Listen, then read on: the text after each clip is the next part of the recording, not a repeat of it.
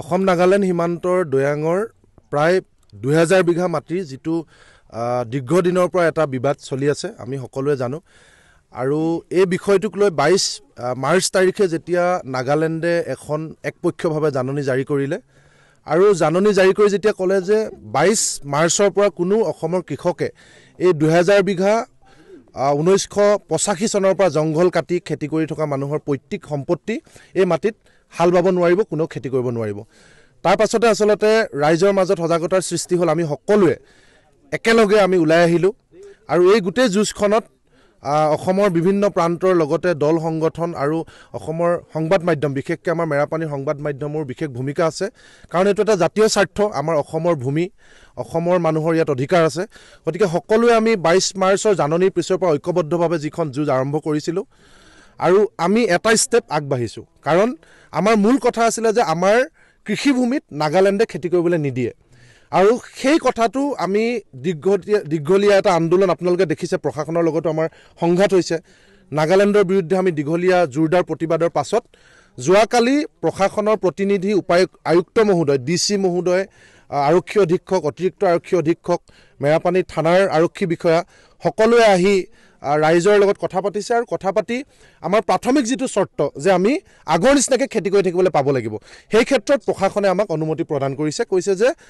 আপোনালোকে আগৰ নিচিনাকৈ খেতি কৰি থাকিব পাৰিব আমি তেতিয়া প্ৰশাসনক কৈছোঁ যে আমাক নিৰাপত্তা লাগিব কাৰণ নাগালেণ্ডে যিকোনো মুহূৰ্তত অসমীয়া কৃষকৰ ওপৰত দাদাগিৰি কৰিব পাৰে সেই ক্ষেত্ৰত তেখেতলোকে কৈছে যে আপোনালোকে নিশ্চিন্ত থাকক যে সকলো ধৰণৰ নিৰাপত্তা আমি প্ৰদান কৰিম গতিকে আমাৰ দাবী কেইবাটাও আছিলে মূল দাবীটো আহিছিলে আমি আগৰ নিচিনা খেতি কৰিবলৈ পাব লাগে আমি সেই ক্ষেত্ৰত একধাপ আমি সফল হৈছোঁ ৰাইজে একত্ৰিত হৈ যুঁজাৰ কাৰণে আমি এই ধৰণৰ এটা প্ৰাথমিক পৰ্যায়ত আমি সফল হৈছোঁ এতিয়া আমাৰ মূল কথাটো হৈছে যে আমাৰ বহু মাটিত তেওঁলোকে খুঁটা পুতিছে সেই খুঁটাখিনি উভালি দিব লাগে প্ৰশাসনক আমি সেই কথাটো ইয়াৰ পৰা আহ্বান জনাইছোঁ যে সেই খুঁটাখিনি প্ৰশাসনে উভালি দিব নে ৰাইজে উভালিব সেই কথাটো আছে দ্বিতীয়তে তেওঁলোকে এখন দলং বনাইছে সেই দলংখন আমি ভাঙি দিবৰ কাৰণে কৈছোঁ আৰু তৃতীয়তে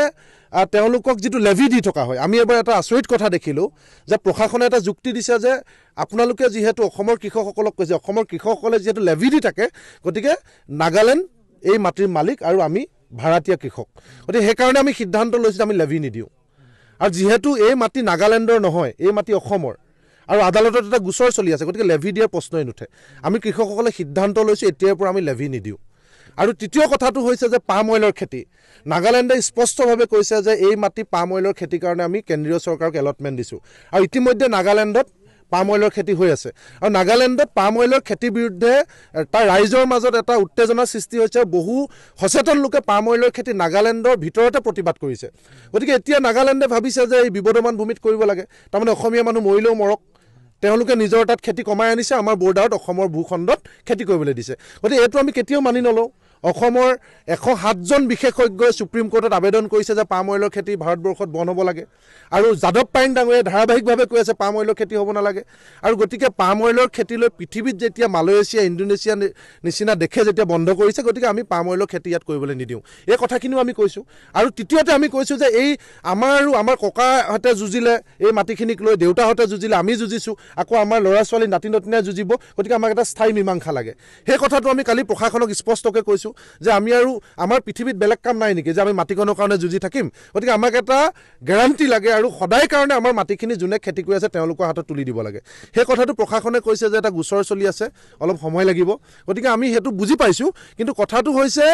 যে আমিও চকু ৰাখিম যে সেই গোচৰটো যাতে মীমাংসা হয় আৰু চিৰদিনৰ কাৰণে যাতে কোনোদিন আৰু নগাই তেওঁলোকৰ বুলি দাবী কৰিব নোৱাৰে গতিকে আজি আমি সেইকাৰণে যিহেতু যোৱাকালি প্ৰশাসনৰ লগতো কথা হৈছে আৰু আমাৰ এতিয়া বহাগ পালেহি এতিয়া আমাৰ খেতিত নামিব হ'ল আজি সকলো কৃষক একলগ হৈছে আপোনালোকে জানে যে আমাৰ এটা বিপদ আহিছে গতিকে সেইকাৰণে আমি সিদ্ধান্ত লৈছোঁ যে আমি এতিয়া ইয়াত খেতি চিট ফাৰ্মত খেতি হাৰিয়াৰ নিচিনাকৈ কৰিম যেনেকৈ আমি হাৰিয়া পাতি খেতি কৰোঁ এঘৰ মানুহত হাল বালে ওচৰ কিঘৰ মানুহ আহিব এঘৰ মানুহৰ ৰুলে ওচৰ কিঘৰ মানুহ আহিব গতিকে সেইধৰণে আজি আমি আৰম্ভ কৰিছোঁ আৰু আজিৰ পৰা আমি চিট ফাৰ্মৰ 1200 কৃষকক কৈছোঁ যে আজিৰ পৰা সকলোৱে নিজৰ নিজৰ মাটিত খেতি কৰক প্ৰশাসনেও আমাক কৈছে কৰিবলৈ আৰু আমি সিদ্ধান্ত লৈছোঁ সকলোৱে খেতি কৰিম আৰু যদি কিবা বিপদ আপদ আহে আমি সকলো একলগ হৈ আছোঁ ৰাইজে একত্ৰিত হৈ যুঁজিম আৰু প্ৰশাসনৰ পৰা আমি আশা কৰিছোঁ যে যিকোনো ধৰণৰ বিপদত তেওঁলোকে আমাক সহযোগিতা আগবঢ়াব